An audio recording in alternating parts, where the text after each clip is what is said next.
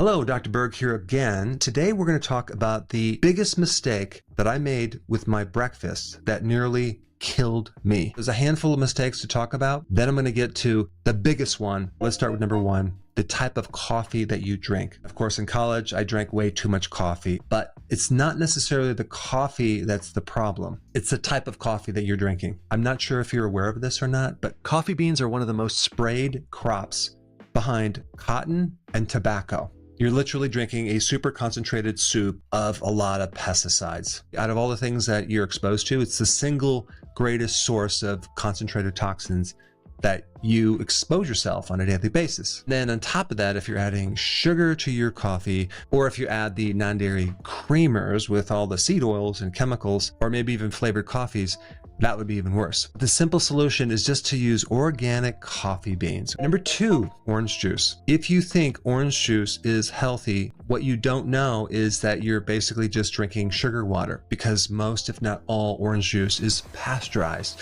And when they heat this orange juice, they kill off and destroy the vitamin C. You're not really getting nutrition. You're getting a lot of concentrated sugar. One small cup of orange juice is equivalent to a soda. Also, your liver is going to be affected from the fructose. What's going to happen is you're going to be spiking your blood sugar, and it's going to come down in about an hour and a half. And now you're going to be wanting something sweet. Personally, I'm not thirsty in the morning, so I don't drink anything, but you can do tea, coffee, water with lemon, but I wouldn't do the juice. Number three, my breakfast used to be very carb heavy. Cereals, granola bars, blueberry muffins, pancakes and waffles, and definitely toast. Of course, the cereals are the worst because they have so many hidden sugars and they're camouflaged with the healthy whole grains, which is totally BS. After the breakfast, spike in sugar, I end up with low sugar because insulin's coming in there and pushing it down, and now my brain doesn't have any energy. This is what happened for years and years and years.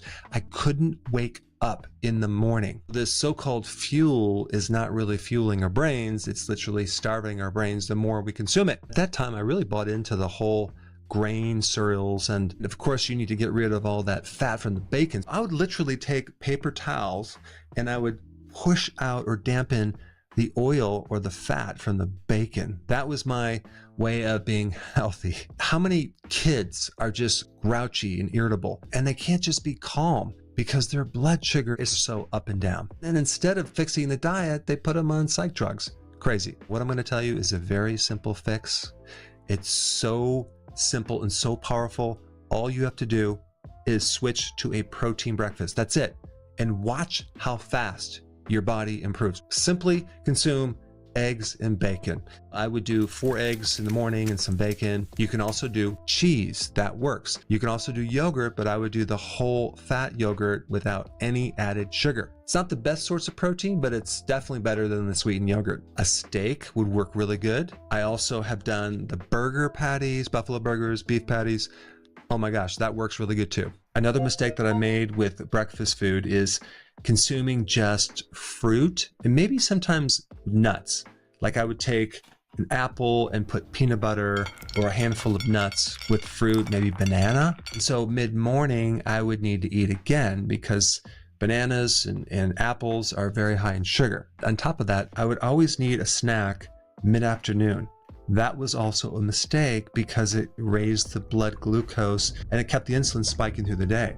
A step up from that would be a protein snack if you had the choice. You can do cheese, you can do a little bit of meat like charcuterie. You'd never want to snack with carbohydrates. Next mistake that I was making is I was using a lot of peanut butter and I never read the label because on the label they added hydrogenated oils as well as added sugar and sometimes high fructose corn syrup. This relates to the next mistake. When I would cook or fry potatoes in the pan for breakfast, I would always use corn oil. It's highly processed, but it's healthy, right? Because it says it on the label. You want to cook in butter or olive oil or coconut oil or lard. You don't want to cook in seed oils. Next mistake I made was my meats had sugar and starches in them.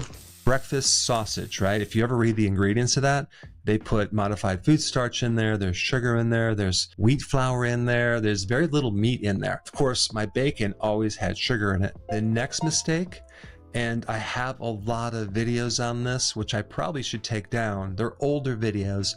I was really pushing kale shakes with fruit. I would sometimes recommend spinach instead of kale, which is just loaded with oxalates, right? Then you're gonna add fruit in there, you're gonna blend this up. The mistake that I made back then was not adding high quality protein, especially for breakfast. But now let's get into my biggest mistake that caused more destruction than anything else combined. Eating when I wasn't hungry. It was thinking that breakfast was the most important meal of the day. That actually is not true information. Here you are, you go to bed, all night long you're not eating, you're fasting. In the morning, then you screw it up by eating. You're not really hungry in the morning. Most people are not hungry unless they've eaten something sweet the day before. There's so many wonderful, magical things that happen in your body when you fast for a longer period of time. So let's say, for example, last night, the last meal was at 6, and you can push through and not have breakfast and skip the breakfast and go all the way to lunch.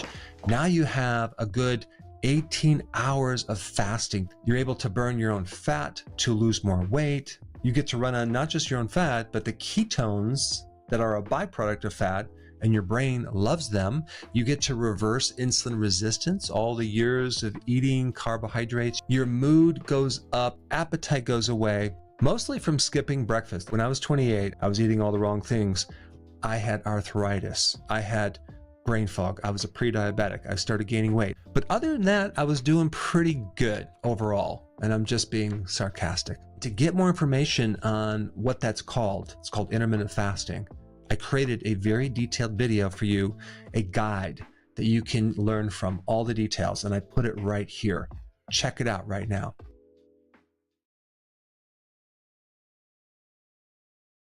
Hey, before you leave, I just wanted to give you a little quick history on some of the books that I wrote.